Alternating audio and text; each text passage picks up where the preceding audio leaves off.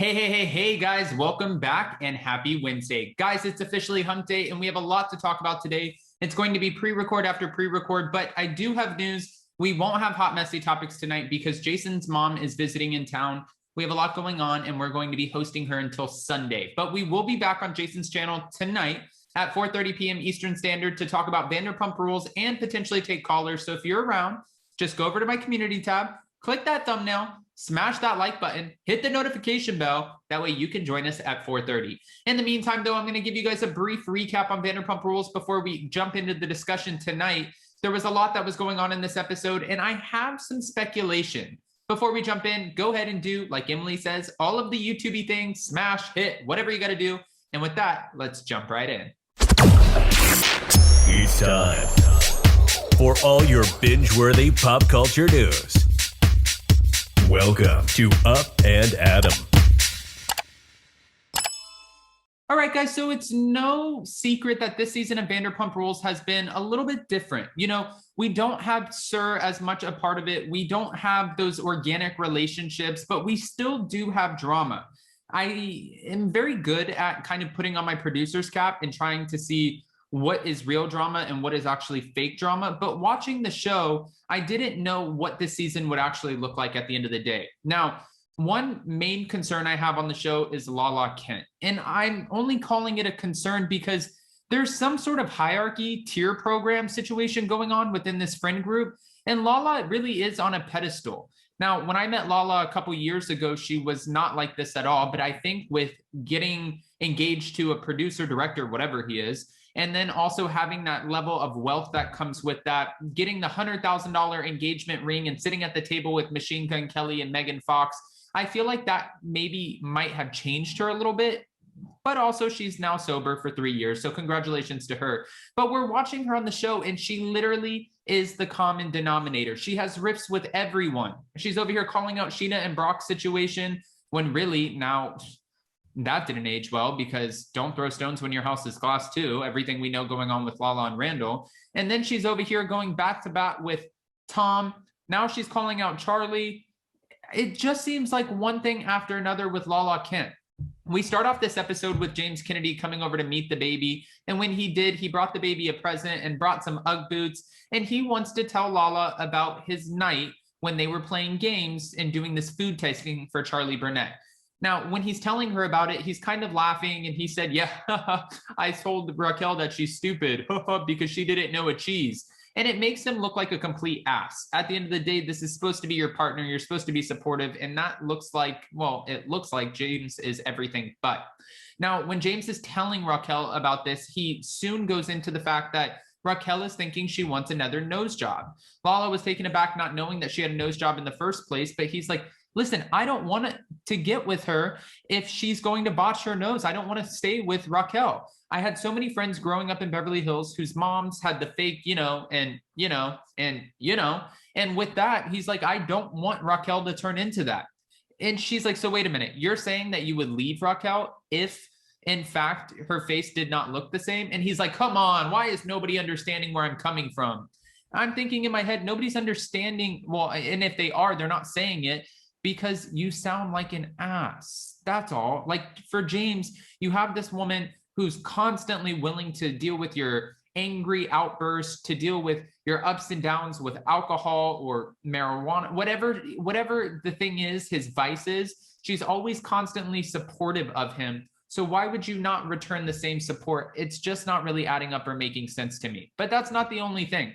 Now, Tom and Tom had to come up with a mission statement, and we saw them come out with this mushroom tea. And Katie Maloney asserted herself saying, I want to go to the business meeting with you. When they go to meet up with their potential partner, they're reading off this mission statement, and it sounds like a high school project. But hey, listen, this is the mission statement they came up with. I have a feeling it's just for TV. At the end of the day, Katie Maloney came in and took over.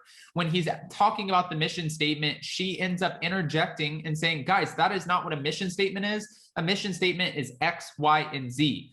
To the point that the investor actually looked at her and said, if you want to switch places with them any day, then I'll go ahead and take you on as a business partner, which is not going to sit well. But what we found out is that Tom Sandoval's mom is actually investing into the business as well. So it's going to be Tom, another investor, and also Sandoval's mom.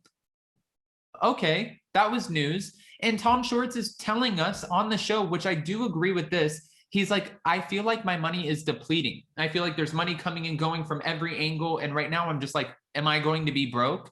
Because at the end of the day, if you really break this down, they took a year off, which means that was $500,000 to a $600,000 salary that they missed for one whole year. And then they spent money during the pandemic, whatever they spent money on, well, especially their mortgage on a $2 million home. I'm sure that's expensive.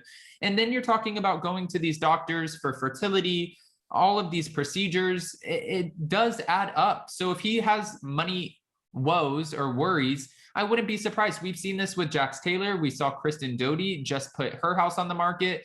If you're not a part of the cast anymore, then you just missed out on a huge paycheck. It makes me wonder, what is James Kennedy and Raquel going to do once the show's over? Lala, I feel like, will be fine because she's been running in the same social circles with Randall Emmett. So at the end of the day, even if they don't work, I feel like she will have something that will work for her. And then for Kristen, Sheena, Stassi, Jax, Tom, Ariana, Katie, I don't know. I don't know what the end of this road looks like as far as the financial freedom that they would probably hope that they would have had they had saved their money. Well, Tom and Tom end up telling Lisa about their business, and they're talking about different fabrics for the what are they called? The chairs and the booths. And she thinks that the fabrics look beautiful, but she's like, how much are they? And they gave a price, and she said, is that per square foot or square yard? They're like, well, we don't know. And she said, that's a big difference. That's a big difference between 1,000 something to 20,000 something. And if you saw in the business meeting, they're talking about these light fixtures that are so expensive because it's all in the details. I think they're taking a page out of Lisa Vanderpump's book by saying it's all in the details. We need all of the details to be amazing. And Lisa pays the premium for that. She pays the millions of dollars to have these beautiful custom made, details and furniture. However, for Tom and Tom, they're just not on that playing level yet. So the investor's looking like, wait a minute, you are spending a lot of money before we make any money. I don't know if this is a good idea. Now, when the women all get together with the men, they decide to have another themed party. There's nothing more than I hate than a themed party, but they have another themed party, and Lala Kent decides that she wants to talk to Sheena. Sheena tells her, at LVP's house, when you mentioned Brock's domestic violence stuff, you were being a bitchy mean girl. And she's like, wait a minute. I apologize. I think I overstepped. That was not my intentions. I was worried about you and your baby. Do you mind if I go have a conversation with Brock? When she had the conversation with Brock, she was pretty much saying it's my way or the highway. And Brock said, listen, I don't care. She said, I'm an acquired taste. I'm like a fine wine. He said, well, I'm a whiskey guy. I'm a Scotch guy, something like that. So pretty much, butt out. I don't care. I'm not bowing to you, Lala, who thinks that she's Sheena. It's not happening. So move on. If you want to fight with me, you're not going to get a reaction because I don't want to fight with you. But you could tell Brock is a good guy at heart because later on, he in his mind was like, wait a minute, Sheena has to film with this girl. I have to be around her if we're filming this show. Let me just squash this. And then in squashing it, I'm going to invite her to my birthday party. So that's what he did. You can tell Brock has a heart. I know there's still this sketchiness that comes with the domestic violence charge and not knowing what's going on with his kids, but we'll just have to wait and see how that continues to play out. For Ariana Madix, she reveals that she froze her eggs with Sheena, and Sheena's like, wait a minute, do you want to get a surrogate at the same time? She's like, no, I just want agency over my own body, which we discussed this yesterday. And for her, good for her. We're sending her all the best. Guys, we have a lot to talk about tonight. I just wanted to give you a few of just the hits right here. This is where we're going with the show in the episodes. And I want to break this down in further detail with Jason. So that's exactly what we're going to do tonight at 4:30 p.m. Eastern time.